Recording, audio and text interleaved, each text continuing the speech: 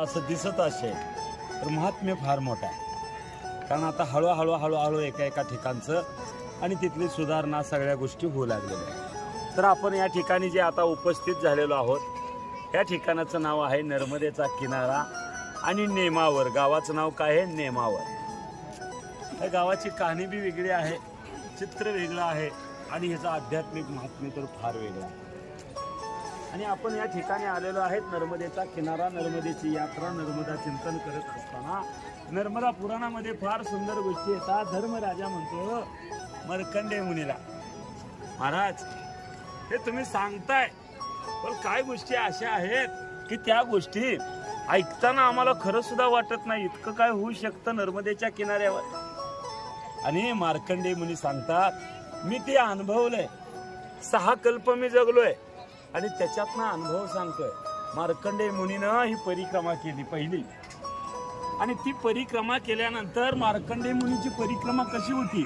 आता ह्या नदीला जर एखादी नदी येऊन मिळलेली असेल संगमावर तर त्या नदीला ती ओलांडून येत नव्हते, त्या नदीच्या उगमापर्यंत परत जायचं, जी नदी मिळाली तिच्यापर्यंत, आणि तिला प्रदक्षिणा घालून पुन्हा माघारी त्या बाजूने तिथे यायचं. म्हणजे एवढ्या थोड्याशा अंतरासाठी ती पुन्हा किती 500-1000 किलोमीटर काय गेली असेल नदी, तेवढं जायचं, पुन्हा माघार यायचं आणि पुन्हा परिक्रमा सुरू करायची. अशी त्या मार्कंडेयाने पूजा परिक्रमा केली. आणि अशी परिक्रमा करणारे महात्मे आणि त्या असणाऱ्या धर्मराजाला सांगतात. आणि ते सांगत असताना आणि या नेमावरचं महात्म्य सांगू लागले. सांगत असताना धर्मराजा ऐकतोय आणि मार्कंडेय मुनी ते महात्म्य सांगू लागलेले. आणि सांगताना त्यांनी सांगू लागले, राजा एकदा असं झालेलं होतं की सनत, सनातन, सनत कुमार आणि सनातन, म्हणजे हे जे काय 4 संत आहेत, हे संत एकदा आणि फिरता फिरता फिरता या पृथ्वी तलावर आले. आणि आल्यानंतर हे कोण आहेत? ब्रह्मदेवाचे मानसपुत्र आहेत. आणि हे मानसपुत्र ब्रह्मदेवाचे असताना फार वेगळे संत आहेत हे. आणि ह्या संतांनीच बघा एकदा असं झालं होतं, हे संत एकदा विष्णूला भेटायला गेले. आणि विष्णूला भेटायला गेल्यानंतर त्या द्वारपालाने आत जय विजय द्वारपाल होते, त्याने आतच सोडले नाही वैकुंठावर. नाही म्हणले परवानगी काढावं लागते. त्यावेळी त्या संतांना राग आला, म्हणले आम्हाला देवाला भेटायसाठी परवानगी? आमच्यामुळं देवा का देवामुळं आम्ही? बघा लिकरू नसेल तर आई कोण म्हणाल का? ध्यानात घेताय का? लिकरोय म्हणून आहे, भक्त आहे म्हणून देव आहे. आम्ही जर त्या देवाचं नाव नाही घेतलं तर त्याला देव कोणी म्हणावं? आणि तुम्ही आम्हाला अडवता. राग आला आणि शाप दिला त्या जय विजयाला, तुम्ही 4 जन्म राक्षस कुळामध्ये जाल. देवाकडे जाताना कधी कुणाला अडवायचं नसतो, उलट सपोर्ट करायचा असतो. तुम्ही चाललाय ना, चला मी काय मदत करू तुम्हाला, आणि जेवढी आपल्या शक्तीने होईल तेवढी मदत करावी. पण तिथं त्या जय विजयानं अडवलं म्हणून त्या जय विजयाला त्या ठिकाणी रावण, कुंभकर्ण, पुन्हा असणारे शिशुपाल, दंतवक्र, ही जी काय जन्म झाले, हिरण्याक्ष, हिरण्यकश्यपू, ही जी जन्म झालेत नाही जय विजयाचे राक्षस कुळामध्ये झालेले. आणि त्या सनत कुमाराच्या शापामुळं या ठिकाणी यांना राक्षस कुळामध्ये जावं लागलं. आणि तेच सनत कुमार थोडक्यामध्ये आपण चिंतन करतोय वेळेअभावी, कारण रोज चिंतन करायचं म्हणलं का त्याला वेळ पाहिजे असते, आणि तेवढी वेळ तुमच्याकडे नाहीये.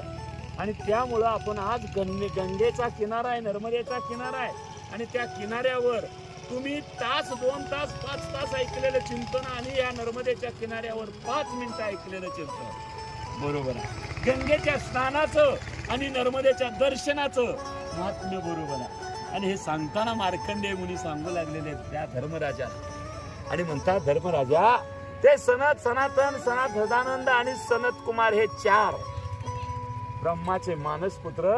आणि ज्यावेळी आले पृथ्वी तलावर आल्यानंतर ते फिरता फिरता नर्मदेचं महात्म्य त्यांच्या लक्षात आलं, आणि फिरता फिरता फिरता नर्मदेच्या किनाऱ्यावरनं ते या ठिकाणी पोहोचले. आणि या ठिकाणाला एक वेगळं स्थान आहे. जर तुम्ही जरी ठरवलं या ठिकाणी राहून मला सिद्धी प्राप्त करायची, तर तुम्ही जर त्या साधना केल्या तर सिद्धी प्राप्त होऊ शकते. इतकं महात्म्य ह्या भूमीचं आहे. फक्त त्याचे नियम करावं लागतात आणि ते नियम केले म्हणजे नियमावर होतं बरं ध्यानात. त्या नियमावरचं महात्म्याच वेगळं. आणि ते सनातन सदानंद आणि सनत कुमार यांनी त्या ठिकाणी इथं आल्यावर त्यांना इतकं आश्चर्य वाटलं. हे वेगळे पण त्या ठिकाणी जाणवलं आणि त्या ठिकाणी त्यांनी काय केलं, भगवान शिवाची आराधना केली. त्यांना सिद्धी प्राप्त झाली आणि म्हणून त्यांनी त्या स्वतः त्या ठिकाणी असणाऱ्या भगवान शिवाची स्थापना केली. त्या मंदिरात आपण जातो आणि सिद्धी दिली म्हणून त्या देवाचं शिवाचं नाव सिद्धनाथ ठेवलं. सिद्ध देणारा, सिद्धी देणारा.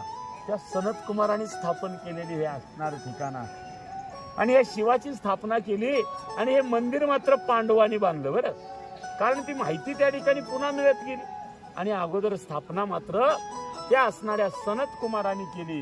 असं हे असणारं पवित्र ठिकाण. आणि पुन्हा त्या ठिकाणी सनत कुमारांनी सांगितलं. पुन्हा प्रश्न धर्मराजा मार्कंडेय मुनीला विचारतात. त्यावेळी त्यांनी काय माहिती दिली ती बी आम्हाला ऐकायची. तर त्यावेळी त्या सनत कुमारांनी नियमावली सांगितली. ह्या जीवनामध्ये जीवन जगत असताना कसे नियम करावे आणि त्या नियमानं जर वागला तर तुमच्या जीवनामध्ये नियम बनला का तुमचं जीवन बदलून जातं, सुख प्राप्त होतं. मग संसारिकानं कसं राहायला पाहिजे, परमार्थिकानं कसं राहायला पाहिजे. पुन्हा त्या ठिकाणी वेगवेगळ्या आश्रमामध्ये गृहस्थ आश्रम असेल, संन्यास आश्रम असेल, प्रत्येक आश्रमाचे त्यांनी नियम सांगून दिले. आणि नियम सांगताना महत्वाचा नियम संसारिकासाठी त्यांनी सांगितला. संसारामध्ये राहत असताना त्या सनत कुमारांनी सांगितलं. नर्मद पुराण समोर ठेवून मी सांगतोय. त्या नर्मदा पुराणामध्ये सांगितलंय, ग्रहामध्ये जर सौख्य पाहिजे असेल तर प्रत्येक जीवानं अगोदर काय करावं हा प्रश्न केल्यावर त्या प्रश्नाचं उत्तर आणि त्या सनत कुमारांनी दिलं आणि सांगायला लागले, ह्या जीवानं जर घरामध्ये सुख पाहिजे असेल तर अतिथी देवो भव, अतिथीची सेवा करावी. आणखी काय करावं, भगवंताचं, ज्या भगवंतानं आपल्याला त्या जन्माला घातलं, त्या भगवंतानं आपल्यावर एवढे मोठे उपकार केले, त्या भगवंताचं नामस्मरण करावं. आणखी पुन्हा काय करावं, गृहस्थाम्य असेल त्यानं जर लग्न केलं असेल तर लग्न करायच्या अगोदर सांगितलं त्यानं अगोदर गुरुकुलामध्ये जाऊन अध्यात्माचं शिक्षण घ्यावं. हे नियम सांगितले बरं का. अध्यात्माचं शिक्षण वयाच्या 25 वर्षापर्यंत त्यानं मग सगळं काय त्या गुरुकुलामध्ये शिकावं आणि पुन्हा आई वडील सांगते त्या कन्येशीच लग्न करावं. आणि तिच्याशी लग्न केल्यानंतर मग काय करावं तर त्या लक्ष्मी म्हणून तिला आदर द्यावा. जो कोणी घरामध्ये, पुन्हा सांगितलं, समजा तो आदर देत असताना जर चुकून अवहेलना झाली तर काय होईल, तर त्यावेळी सनत कुमारांनी सांगितलं, लक्ष्मी म्हणून तिला मान द्यावा, सन्मान द्यावा. ज्याला वाटतं घरामध्ये समृद्धी यावी जणू बायकोला मान द्यावा, सन्मान करावा. ती लक्ष्मीच्या रूपानं आलेली असते. जर तिची अवहेलना केली, तिला जर त्या ठिकाणी, मग काही जणांचा स्वभाव असतो ती म्हणजे हे बायको आहे म्हणजे किरकोळ, अशा बाबतीत वागवतात हो तिला बिचारीला. मग त्या ठिकाणी आता ती बी त्या मापाच्या असू शकते असं नाही म्हणायचं मला. सगळ्याच काय चांगल्या असतील असंही नाहीये आणि सगळ्या वाईट असतील असंही नाही. मग त्या ठिकाणी तिला आपली अर्धांगिनी, अर्ध अंग आपलं आहे, तिनं आपल्या आई वडिलाला सगळ्याला सोडून ती आपल्याकडे आलेली असते. म्हणजे तिचा मान त्या पटीत आलेला असतो. काही वेळेला आम्ही सांगतो बघा, गमतीनं सांगतो, ज्या दिवशी ती आणि लग्न करून भोवल्यावर येते त्यावेळी हा मंगळसूत्र बांधतो, त्यावेळी ह्याच्या माग मंगळ आणि तिच्या हातात सूत्र जातात. हे ऐकायला जरी वेगळं असलं तरी ती सूत्रधार असेल तर ती लक्ष्मी आहे ध्यानात. म्हणून सनत कुमारांनी सांगितलं तिला सन्मान द्यावा. जर तिची अवहेलना केली तर तुम्हाला दरिद्री येईल. सनत कुमारांनी सांगितलं प्रत्येक गृहस्थ आश्रमामध्ये आणि ते नियम सांगितलं. मग जर घरामध्ये सौख्य लाभावं तर आणखी काय करावं, ज्या घरामध्ये ज्याने घर बनवलं त्या आई वडिलांनी आणि त्यांची सेवा करावी. त्या आई वडिलांची सेवा करून जेवढा मोठा आई वडिलांना सन्मान द्याल तेवढं मोठं तुम्ही भगवंताच्या जवळ जा, शास्त्रानं सांगितलंय. आणि ते नियम आणि या ठिकाणी सनत कुमारांनी सांगितलं, ज्यांना वाटतं मला देव मिळावा, देवाच्या जवळ